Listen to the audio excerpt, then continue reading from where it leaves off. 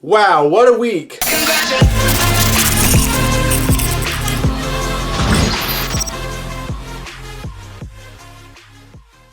What's up, guys? Welcome to General Hospital MV, my GH After Show. Let's get into it. First of all, we gotta talk about Jordan. It turns out that her basement injury has compromised her kidneys so much so that she's experiencing renal failure and she has to go to a special clinic in Albany to seek treatment. And at first I was like, oh, I guess Brianna Nicole Henry is going on vacation, but it turns out that she has left the show. Thankfully it was her own decision, but I was honestly thrown for a loop. I did not see that coming, though in hindsight, I probably should have. The last couple of weeks I've been watching their scenes and being like, this is extra emotional. Like, why all the tears for something that's not really too severe if she can survive it? But I think that those tears were real from the actors because these were their last scenes that they were filming together. Brianna actually posted a really nice goodbye message on her Instagram, and she mentioned that it took some people time to get used to her being in the role. Honestly, I was not one of them. You guys know that I loved Vanessa as Jordan. She's Canadian, you know, represents.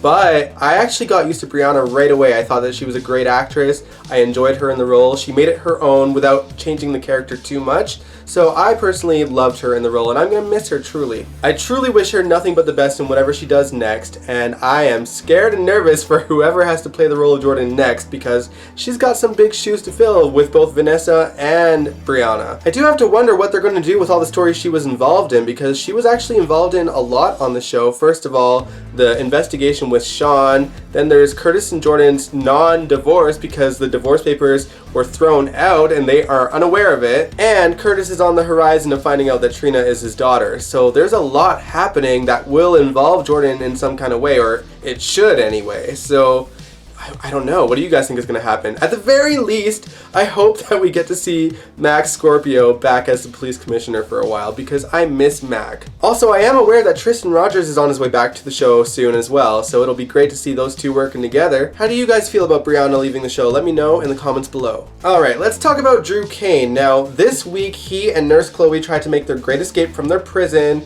and only Chloe got out. Drew basically had to spend the rest of the week trying to convince the main big muscles of the prison to flip onto his side. He actually does have him considering flipping onto his side, mostly because Chloe is gone and he realizes it, and she could be anywhere at this point and no one can find her. So the big boss's plan could totally go up in smoke. Meanwhile, Dante and Sam are working an angle to try and track down any kind of clue as to where Drew could be. They go over to visit Harmony to see if she can give them a name for anyone that was connected to Shiloh that could connect them to Drew in some way. After like a boatload of awkwardness between Sam and Harmony, Harmony gives them the name Dallas Kirby. Apparently he was in the military with Shiloh and Drew.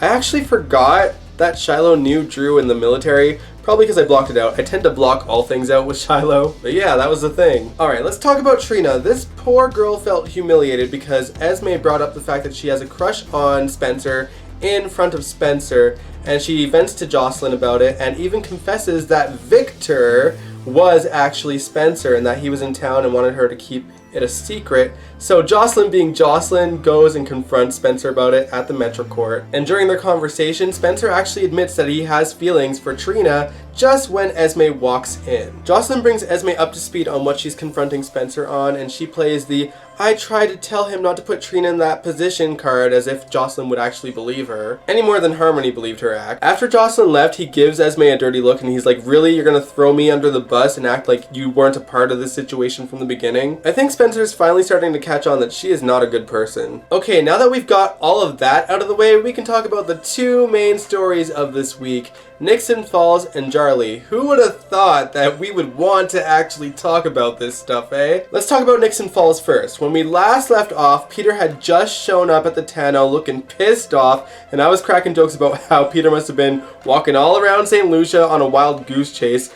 But it turns out that he knew the whole time that Liesel and Nina had a plan and that he did actually have a hand in Victor kidnapping Liesel. I'm kind of annoyed about that, but it is what it is, I guess. Peter gets Nina to call Valentine on speakerphone to see if there's any leads on Maxie's baby's whereabouts, and Nina very carefully gives Valentine hints that there is something wrong so that Peter wouldn't catch on too quickly. Here's my thing. If Peter has enough eyes and ears in town in Port Charles to notice that Liesl was going to St. Lucia and that Nina was setting up a trap for him, why on earth has he not noticed that Maxie has been spending a lot of time with Brooklyn's baby? You'd think that he would notice that. He genuinely seems to think that Maxie's baby is still kidnapped. Did he not notice that fake Chloe was dead? Because I feel like that would have made the news. Anyway, so Phyllis shows up and she had been watching Peter and Nina from the outside and noticed that there was something very wrong with Peter. And I was wondering how in the hell did she get there before Sonny, but I guess Sonny had gone back to the park to look for his phone. So yeah. Phyllis went into the tonneau and played it really cool and then pulled a gun on Peter. Props to her, but of course it didn't really end well. He ties them up and gets ready to set the tonneau on fire, but before he does, he manages to do something that I never thought he would do in a million years, and that was make my day. This man done tells Phyllis that Nina knew Mike's identity the whole time and that his real name is Sonny Corinthos. I was laughing. I was like, thank God someone told poor Phyllis. Meanwhile, Jax actually runs into Mike at the park and he realizes that Mike still doesn't know the truth, but it's only because Mike hasn't gone back to the tonneau yet. When the two of them get back to the tonneau, they see that it's on fire. Sonny tries to throw a chair into the window. Jax stops him because it could cause a backdraft, and they go to a different entrance to try to get them out. Jax manages to pull Phyllis out of there, but for some reason Mike felt compelled to just have a bit of a conversation with Nina while the building's on fire around them. Makes perfect sense. When he finally does untie her, a beam manages to fall and he pushes her out of the way and the beam lands on him and Jax pulls Nina out, and of course Nina is hysterical. While he is unconscious, he has a dream sequence of the real Mike, aka his father, giving him memory flashes of his life as Sonny Corinthos, and they show scenes of Sonny breaking barware and shooting guns and having moments in the graveyard with people that he's lost. And I'm like, yeah, that sums up Sonny pretty nicely. That's about it. Broken glass, guns, and dead bodies. Also, the mysterious blonde woman finally turns around and he sees Carly's face, and apparently that is enough to convince him to want to go back to his normal life. Of course, Sonny is still trapped in a burning building with a beam on top of him, so he's got to get through that first. Meanwhile, Nina is hysterical outside, crying, and Jax is like, what is going on? She's like, Peter August set this building on fire. He blackmailed me when he found out that Sonny was alive and blah blah blah. Of course, Jax judged her for it, rightfully so. He basically says, how dare you not let Maxie know that Peter is out there somewhere and on the run and dangerous. She brings up the Liesl angle and that she sent Liesl to go and kill Peter in St. Lucia, but something happened and Peter disposed of her, and she starts to cry and says, if someone gets hurt by my actions, I cannot live with myself. And I'm like, Nina, girl, you deserve all of this. You kept this man away from Carly despite her and then fell in love with the guy that he became when he lost his memory. Like, girl, you're a mess. Anyway, eventually Sonny gets out of the building, even though the fire department couldn't find their way into the building, I guess, to get him out, but whatever. He goes to the hospital, and when Nina goes into his room, he takes his breathing mask off and he says that he is not Mike. His name is Sonny Corinthos, and he remembers everything. And boy, is he pissed at her. She tries to say that she loves him, and he's just like, don't even say that. I am so ready for Sonny to just rip her to shreds. I can't believe that Nina thought that he would just forgive her for all this when he got his memories back. Bitch, you thought. Are you guys glad that Sonny Corinthos is officially back? Let me know in the comments below. Personally, I'm just excited for him to find out that Carly and Jason are married. Speaking of which, let's talk about Jarly. First of all, before we get into the story aspect, I gotta give kudos to the hair and makeup department because they made the cast look great at that wedding. Carly looked gorgeous, so did Bobby and Epiphany, Diane. Everyone in the cast just looked absolutely amazing in this wedding. Okay, now let's talk about the story. So Ava shows up at the house and tells Carly that she has to leave town and that she has to leave Avery with her. And Carly and Ava actually had a good moment. Who would have thought after like the last few years that she and Carly would be civil with each other? I actually don't hate it. Then later on at the church, Carly has a special moment with Jocelyn. Jocelyn gives her this special bracelet and it's a really emotional moment. I always love watching these two work together because you can tell that Eden McCoy takes notes from Laura Wright. The way that she acts is very similar to Laura. It's fun to watch them play off of each other, especially seeing the way that Eden's grown as an actress, and it's very obvious that it's because of Laura. Great scenes. She had another emotional moment with Bobby right after that. I love that they utilized Bobby and Carly's relationship so much because that was very much a missing factor for many years on the show when Laura Wright started to first play Carly. And of course on the other side of the church, Jason is having emotional moments with Michael and Spinelli, and of course later on Monica as well. Now this being a GH wedding means that there's going to be certain stories that will weave into the wedding itself. One of them being Austin is there as Maxie's date because Brooklyn convinced her to take him as a date.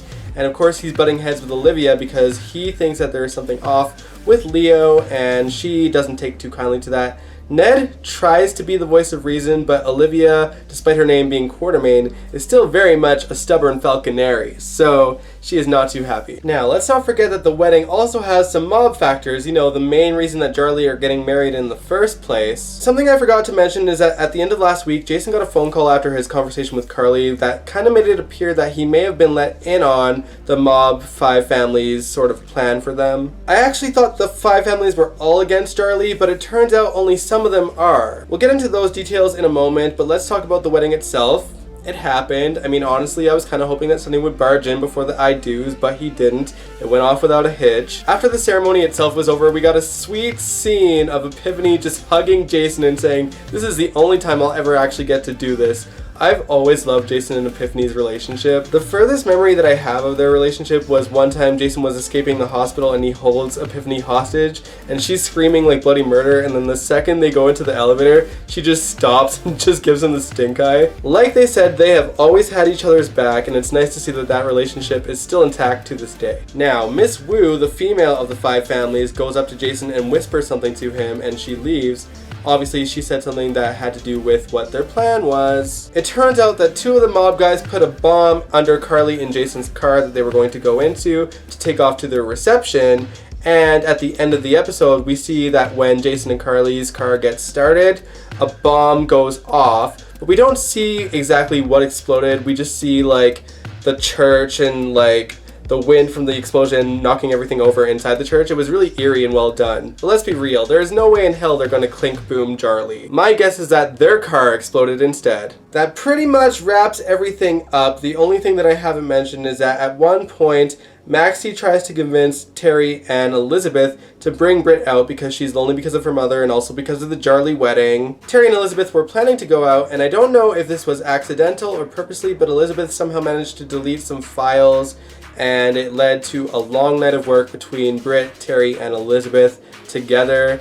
And Britt was nice enough to give Elizabeth her credit card to order pizza. Now, there are some people out there that think that Elizabeth should stay mad at Britt, but realistically, Britt has been making every effort with Elizabeth for a long time now. I mean, not only did she have Franco's back when people were not wanting to work on him because of all the news scandals, but she hired her back the second Cyrus was out of GH without anyone asking her, without any hesitation. Realistically, the only other thing that Elizabeth has the right to be mad about are things that Elizabeth herself has done to other people, such as scheming and lying to keep a man, aka Jason, aka Drew, and lying about the paternity of her baby. And also just being mean and spiteful to people. Like, honestly, Elizabeth and Britt are pretty much the same person. Elizabeth shouldn't be judging, glass houses and all. Anyway, this was a lot of fun. Let me know what you guys thought of General Hospital in the comments below, and also let me know if you liked this video by giving it a big old thumbs up, subscribing to the channel if you want to. I truly appreciate it. And also by tuning in next week. I will catch you guys next time. Peace out.